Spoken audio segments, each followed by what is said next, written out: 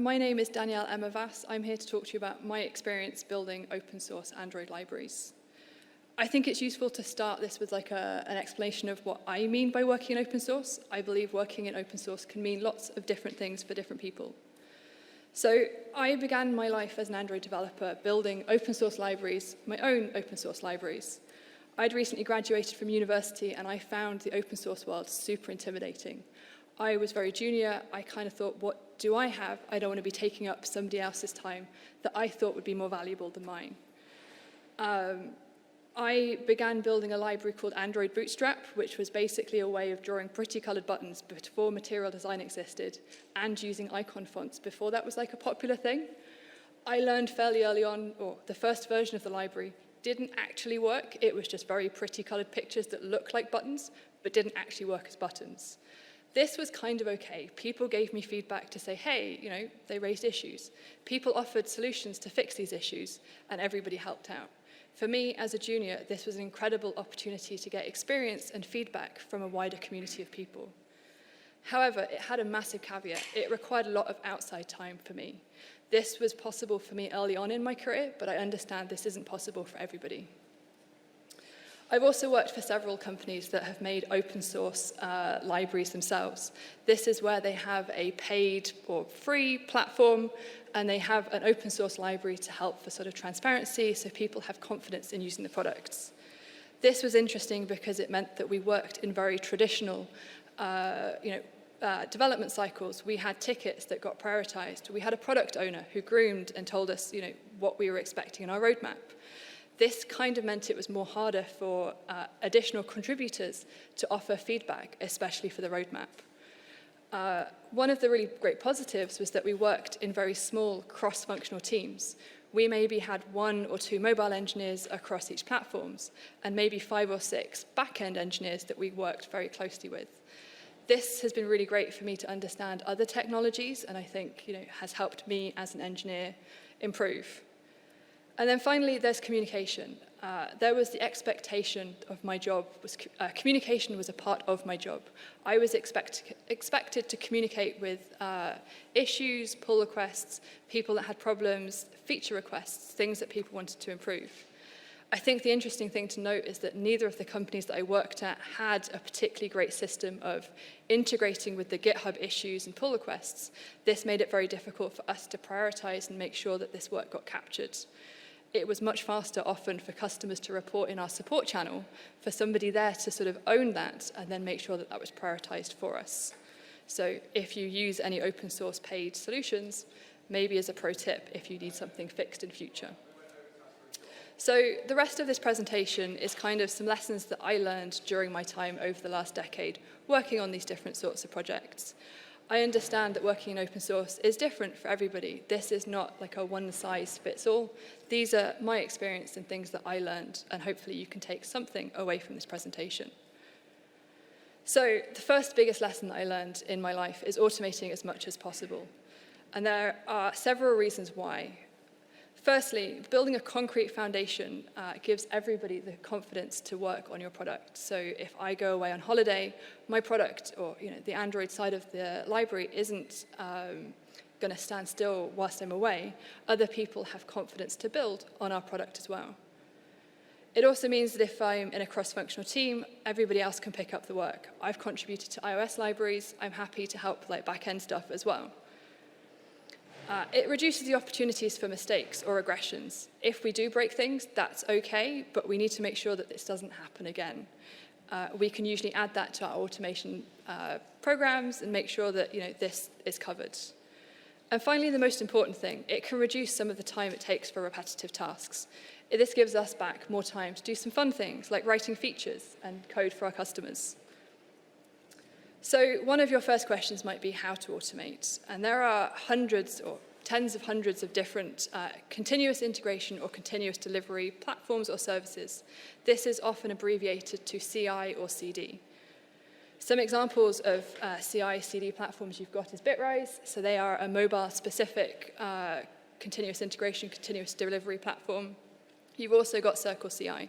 Both of these platforms have developer advocates around today, so if you've got any questions about how they work, feel free to reach out to them. Additionally, I think it's worth mentioning GitHub have their own continuous integration and continuous development platform. Called Actions, so it's GitHub Actions if you search for it. The way that all of these platforms work are fairly similar. The idea is you can create workflows, and these are sets of tasks that can run. So for example, when a pull request is created against main, I can run a bunch of tasks like downloading the dependencies, compiling the project, running the unit tests, etc., etc. And again, I don't think there's any one right option with CI/CD. Each has their own benefits. It's definitely worth spending time to evaluate the different options if you don't currently have a solution, and work out what's right for your team and your group. The other thing that's worth remembering is that CI/CD is not something that you will write once and just leave. It's something that will need to be maintained over time. So you need to make sure that whichever you pick has definitely got good support and documentation for your use case and confidence that it will be there going forwards. The other thing worth mentioning for an open source project is that some services will offer reduced or completely free services if you're fully open source. So for example, GitHub will offer a more premium experience, which is completely free if your project is open source. So now that we've looked at what our automation options are, what sort of things would we look at automating? So the first thing that I personally would look at automating is feedback on pull requests.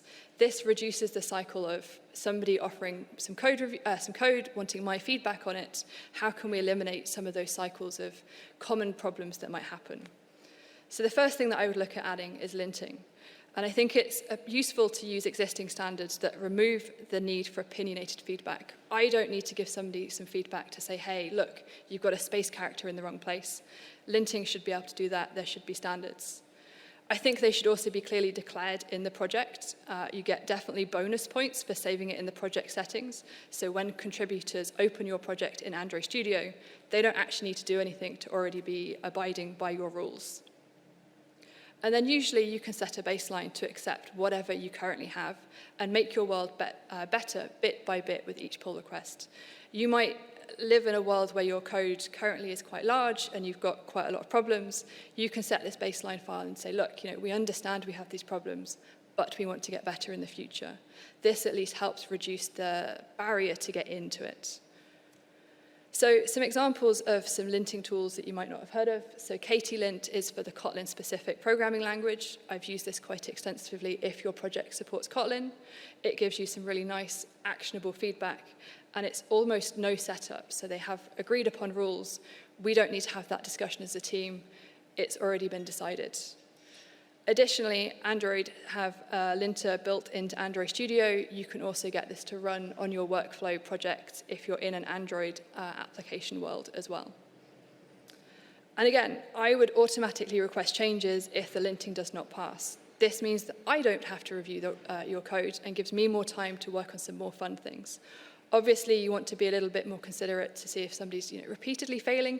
Maybe you can offer some coaching advice and help them get it through, but it can reduce that feedback, and a contributor can get fast feedback to help know what's expected. So the next thing that I'd look at doing is a code coverage, and code coverage will let you know whether how much of your code has test unit coverage or UI test coverage. I think this can be a contentious metric. If people are aiming for 100%, it's probably going to be an impossible task. It also doesn't let you if those tests are any good. It is just a one-line bar that says, look, 80% of your code has tests. However, I think it's really great for communication. It lets people know this is a thing that you care about. I expect unit tests if you're going to be contributing to my work. I think it's also great for contributors who will check out your code to work out how your code works. Quite often we look at the tests to understand how a code works. And the final point on this is that if we get bugs and issues, all bugs and issues should have a failing test, which we then pass when we fix the bug. This helps ensure that this bug doesn't come back in the future, and is usually quite an interesting topic for new joiners to understand what sort of problems have we faced in the past. So some examples of code coverage tools that you might have heard of. So the biggest example is probably SonarQube. It supports various different platforms. It's has some interesting things inside it. However, I'm a big fan if there's a tool called CodeCov, and CodeCov gives you some great visualizations. It gives you these sunburst diagrams to let you know, hey, this package over here has 50% of code coverage, but this package over here is 80%. It helps you visualize which parts of your code base, need to have some work focused on. And this is completely free for open source projects. They have a paid solution if your project is closed source as well. But it offers this CodeCov bot, which will post on a pull request for you, giving you some high-level information on your pull request. So, for example, at the top, you can see that this pull request is decreasing the overall code coverage for the project. You can also see some high-level metrics of which files you touched. Have you written codes that also affect those files as well? This helps me as a contributor understand, am I making the world a better place or a worse place with this pull request that I'm making? The other nice thing about CodeCov is you can set up these things called status checks. And this is where it will automatically fail the branch or your pull request if it doesn't abide by certain things. So you can see there are two metrics there. You can have a metric for, is the pull request decreasing the overall project? And maybe is the pull request not abiding by a current threshold? This means that maybe your code is not in a great place right now, so maybe you've got 50% code coverage metric for your whole project, but all new pull requests should have 80%, for example. These are very flexible rules you can introduce to your project. And yeah, I would automatically request changes if code coverage is decreased overall or if it's below a threshold. Obviously, there'll be edge cases where maybe you're updating versions and you don't want to have you won't need tests for that individual use case, but it's a really easy and simple way just to help maintain things get better over time. And yeah, I think it's worth mentioning that in order to get your code coverage report set up, you have to configure a thing called the Jacoco plugin. This will it will create you two or many separate Gradle methods to execute your tasks with code coverage. So you'll need to make sure that both your unit test coverage is included and your UI or Android tests are included. There are tons of resources on the internet, so if this is something that you need to look at, please Google for some good resources here. So one of the other things that I'd look at automating is a static code analyzer. So these will analyze your code for common bugs or smells. So, if you're in a Java world, checking for nullability, for example. They can give you sort of a broad general insight for the health of your code or a given pull request. And again, like the linter, you can set up a baseline where you accept that you might have some code bugs, you might have some smells right now, but we want to make the world better as we progress, not worse. So yeah, some examples of some static code analyzers. You've got SonarQube, which I think is the most well-known project for this. You've also got Detect, which if you're in a Kotlin-specific project is super useful, gives you some super interesting insights that are they give you different severities for your project. So maybe you have some critical issues. Maybe you've got minor issues. You can then decide which issues you think need to be fixed urgently. You've also got Facebook's Infer. So maybe you're in a multi-project platform where you've got iOS and Android. Maybe you've got some Java. This project gives you some really great insights for people that have projects that include multiple different languages.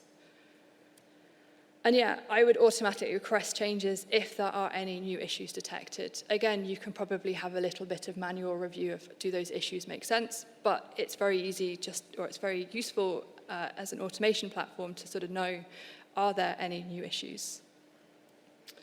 So now we've moved on from pull requests, we've got loads of code going into our app, we're now ready to make a release. I would again automate the releases. The first, I think, starts with version naming. We used a thing called conventional commits at a previous workplace, which means that you prefix all of your commits with a label, and then it will help you decide whether the patch, the minor, or the major version needs to be updated or increased, So a little bit more information about that. So for example, if you prefix your commit with a fix, the patch version needs to be updated. You can have a look through what commits went in since the last release, have a look at what kind of labels you can see. If you've got something in capital letters with an exclamation mark, that probably indicates that it's a breaking change and the major version needs to be included. I think this is also really nice for contributors and consumers to be able to check out too. So as a consumer of a library, I can have a look at what are those breaking changes that happened. Do I think they're going to impact me? And yeah, most CI/CD platforms will have some way of storing values you want to use in their workflow. So GitHub, for example, has a thing called encrypted secrets. This is where you can save your release keys in an encrypted secret so that your CI/CD can push your releases for you. This is really super beneficial as it means nobody needs to have any secrets on their own computers, and anyone with approved access to that workflow can make a release. I can quite happily go on holiday, somebody can make the release for me, I don't have to be there to watch that happen. It also means if my laptop got stolen, I don't have to panic about anything because I don't have any secrets on my computer. The one thing that I think is useful to share here is that if you prefix all your Gradle properties in your CI/CD with this prefix, so org_Gradle_project, you can then magically use it in your Gradle scripts. So for example, I have a variable called signing key in my release publish script in Gradle. In CI/CD, I would add it as this, and then those two systems will magically work together. And this took me a long time to find out that that's how that works. So yeah.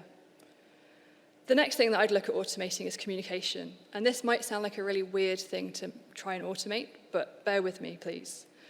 The first thing that I think is useful to go through is GitHub offer a thing called templates.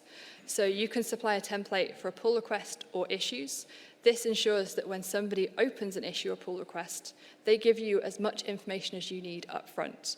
I don't have to say, hey, I really appreciate you making an issue, but what are your steps to reproduce? What devices is this impacting? Give me this information up front, and then we don't have potentially days of delay where I can actually look at how to fix this bug. Yeah. The other nice thing about these GitHub templates is that you can offer multiple different versions of them for different use cases. So historically, issues were only used for things that were broken in your library or open source projects. They now offer a way for you to say, look, what is a feature request? I can label this differently and ask for different feedback from customers for that. Such as maybe their use cases. I can get that information up front. The other thing that I'd look at automating is documentation. And I think this comes with a really big caveat at the start in that content should definitely not be automated. Content should definitely be manually written and reviewed. I think you need special consideration for how different people understand information, especially as a native English speaker, how non-native English speakers would understand it, making sure there's no colloquialisms. But equally, as a non-native English speaker, it's worth investigating if you can find somebody that will help contribute to review, especially the documentation in Java doc, how people are going to use it. Most of the tools offer some sort of way of building a documentation engine, a documentation site, so that you can publish your documentation so other people can consume it. And then I think you've got to think about the understandability. Documentation will not necessarily only help people use your project, but also be able to contribute. I think we've gotten very good at documenting our public methods, but there's definitely a use case for documenting some internal things if you're expecting third-party contributors. How can you help people get up to speed with your library and codebase as quick as possible? It's not like when we start a new product developer job where you can spend an hour pairing with another engineer to get up to speed in the codebase. As a maintainer, I don't have that hour to give you. How can I help you get up to speed as quickly as possible without extra input from me? And yeah, some examples of some documentation engines. I'm sure we've all heard of JavaDoc. There's some very good resources. If you've not heard of it, they can help you get started with how it works. Equally, you have a thing called Docker for Kotlin. So if you're in a Kotlin-specific project, this might be a really useful thing for you to go and investigate. And yeah, the last thing that I'd talk about on automating communication, I'm not sure if people are hugely aware of these GitHub badge or README badges. So these are the things that go at the top of like a project, which gives some high-level information, but most of them will be automatically updated. So for example, you can see at the top there's a Maven Central badge, which lets people quickly know what is the latest version that Maven Central can see. This is super useful if you've accidentally forgotten to update in the README what the current latest version is. You've got a badge that will automatically update. I don't have to do anything to update it. I think it's also useful coming back to a project. If you know the badges are there, I might really know how to add a dependency to my project. I just want to know what the latest version is. Another example you can see in this screenshot is the code cov badge. This lets people know the current code coverage metric for that project. This is super nice for people that are evaluating multiple different options. They can understand sort of what level of confidence in your project can they get. And again, this will automatically update. So if you increase your code coverage, you don't have to update this badge. It will update for you. And if you're interested in how you can create those badges, most of these projects have some sort of settings page inside the tool. So here is an example of CodeCov. You can see at the top right, we're in the settings, and on the left, there is a badge. There are multiple different ways of copying this badge. You can see you've got Markdown, HTML, etc. You just copy the code on the right-hand side with the copy button, paste it into your README, and then you're happy to go. So I think it's valuable at this point to move on to what do I think should not be automated. And I think there's some special considerations we should take. So I think the first, and this is maybe a contentious subject, is a changelog. So a changelog helps developers understand what has changed in this project recently. Some people will use this as an opportunity to just dump their Git history of, here's what was in this last release, here's what was in this release, and automate that. However, keep a changelog, and I advocate that changelogs are read by humans. It probably should be written for humans, not for robots. They've got some really great guidance here of how do you make a changelog good. If you are owning a changelog, this is a really great resource to check out for some advice. One of the things I really like is they break down the changes into the type of changes. So for example, you can see you've got the added, removed, deprecated, changed. This can help you convey to your customers what has changed since the last release. It also gives you the opportunity to provide code snippets and more context to why these things changed. Next, moving on to READMEs, I think README should probably contain quite a lot of information, but broken down into sections that people understand where they are. So I think at the top you need a how to install, including limitations. So for example, what's the minimum SDK version this library works on? What are the known limitations? Are there any clashes with other third-party libraries that are known? I think you then want a how to get started section. So how will other developers use your library? Either include complete examples here or link to where the full examples can be found.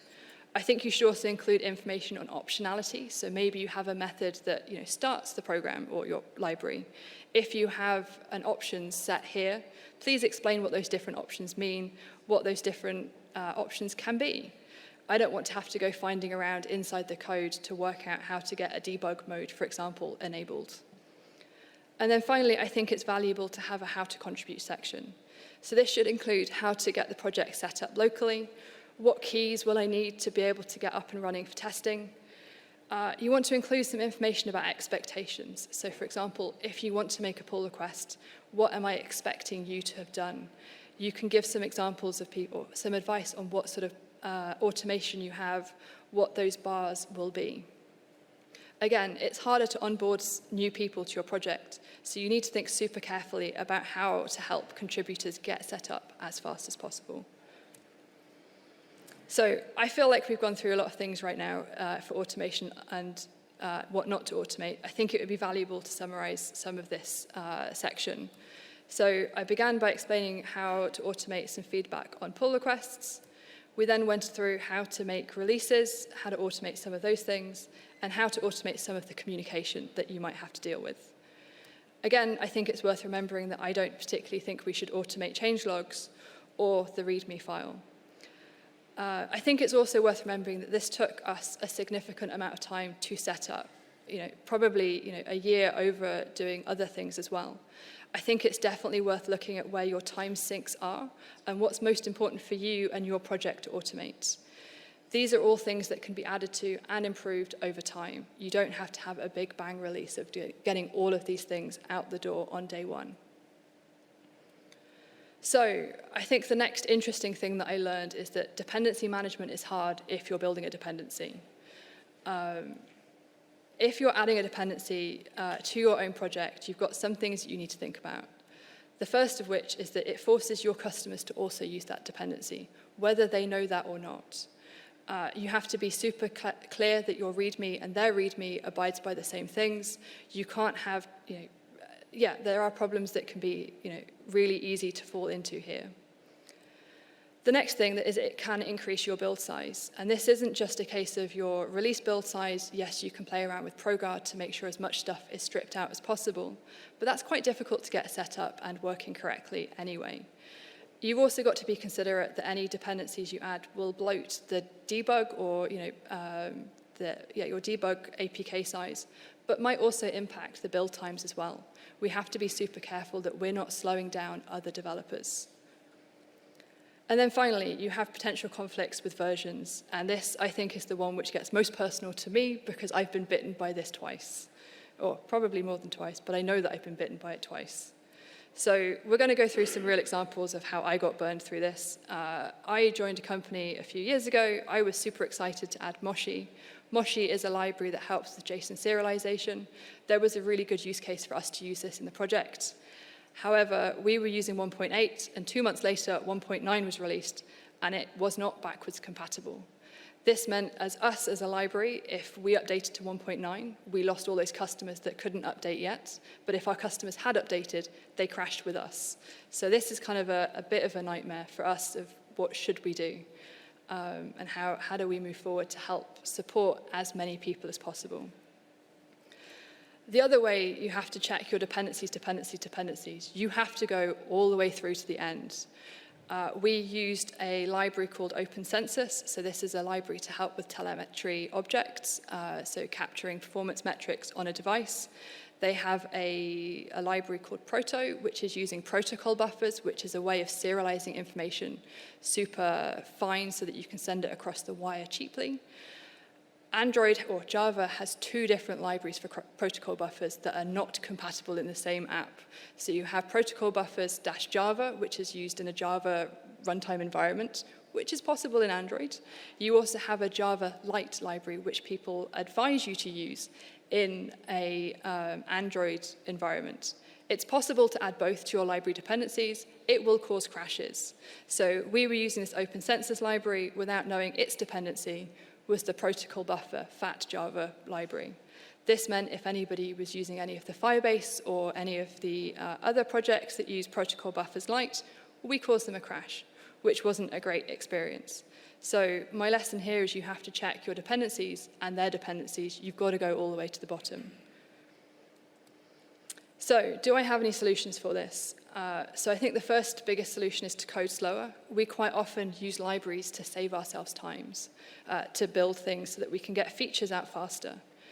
I think you have to think very clearly or think very hard about whether this is a thing that you can do, and maybe you just have to write the features slower if you're building considering other people. The other thing that you can think about is maybe writing your own internal dependencies. This could be potentially a utility class file that you create inside your project to help your colleagues and teammates build faster, but it could also be an entirely separate library project that maybe you release but only you use in your code. The other solution is you can perhaps copy parts of the dependency that you actually need, assuming you give correct attribution. This lets you maintain when you update your package to protect, avoiding potential future clashes in the future. Again, I think it's useful to remember that you have to copy with attribution. You're remembering that we're in an open source world. People can see if you copy other people's projects. Attribution deserves where it should go.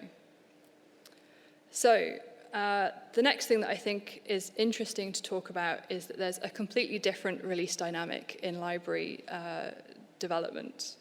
And this was one of our tech lead at a previous company, one of his favorite topics to talk to other engineers about. So we've all kind of been told that releasing on Fridays is a bad idea. But as a library developer, this can be one of the best days to release. And there's several reasons why. Product developers are not going to use your updated version on a Friday and push their releases to public on a Friday. So you're safe to know that you're not going to be breaking any big customers. You also have the benefit that hobbyist developers might check out your project over the weekend for their side projects, and they'll report any issues without maybe breaking potentially millions of customers. I think it's also worth noting at this point that I'm sure we've all probably been in the state where our own dependencies are maybe not on the most latest version they can be. I think we're not all in a particularly good way of updating our dependencies very frequently. So as a maintainer, this means that you'll have a long tail of support. You won't be able to maybe get your big customer off of a really old version. You're going to have to support that for a long time. I think it's also interesting at this point to note that Android Studio doesn't really like us using wildcards for our dependency versions. So many other package managers like CocoaPods or Carthage have a concept where you can provide hey, I'm happy to get, for example, JUnit, but I don't really care about the patch version. If they're doing version naming correctly, a patch version increase should not break me. However, Android Studio gives this to you as a warning, and probably quite sensibly. It doesn't want you to get an update that might potentially cause you a crash and you not be explicitly opted into this. So I think it's an interesting caveat for being an Android library developer that maybe other library maintainers don't have to worry so much about. And then one of the other important things I think is worth talking about is empathy is super important. I think you've got to remember to assume good intent from all sides here. Like, we are people at the end of the day. We don't have a lot of robots contributing to our projects. It's worth assuming good intent from those people. And I think that means for maintainers, you've got to remember that we likely have other priorities with the code base. We've got that Jira backlog. We're being measured on our performance. If you're contributing towards a project, try to help us as much as possible. So maybe don't start creating a 1,000-line code pull request without first talking to a maintainer about, is this something that the project actually wants in the code base? Likewise, I think it's worth us remembering as maintainers that contributors care about the project. They want to help. They probably use our project quite frequently. However, we need to remember as maintainers that they might not have all the context and should be guided kindly. And then I think one of the biggest things is engaging the community. October is one of the best times for open source, so there's a project called Hacktoberfest. This runs throughout October, and I think if you make 3 valid contributions, you can either get a t-shirt or maybe plant a tree. I think they tried that last year, if you've got enough technology t-shirts.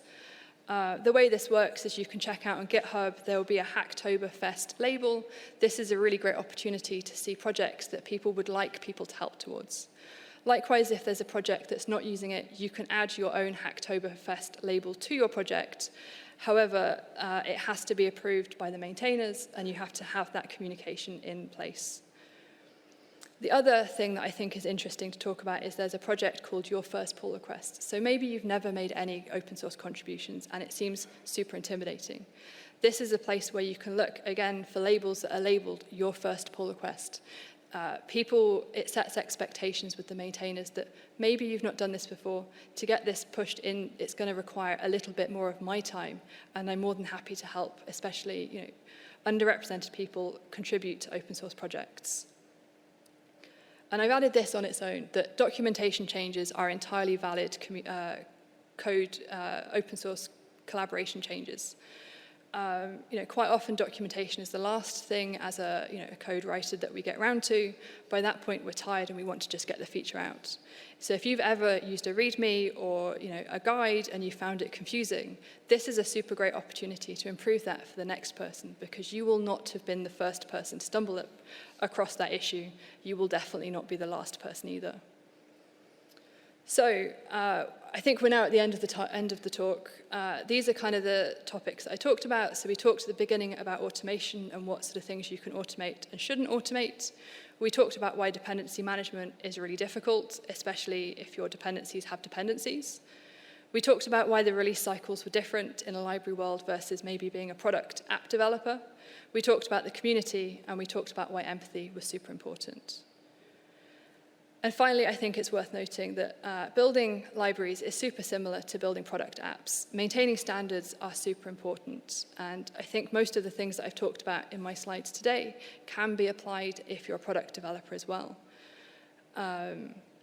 I think it's been super interesting working in open source. Working in the open means that everybody can see my code, they can see my commits, they can see how I work. I can't hide anything, and I think this has helped me become a better engineer. I have to be the best version of myself that I can be. And I think it's also improved my communication skills. I think communication skills are vital as an engineer and have helped me become a better developer. So that's been my talk. I hope you can at least take something away from this presentation. Thank you very much for coming.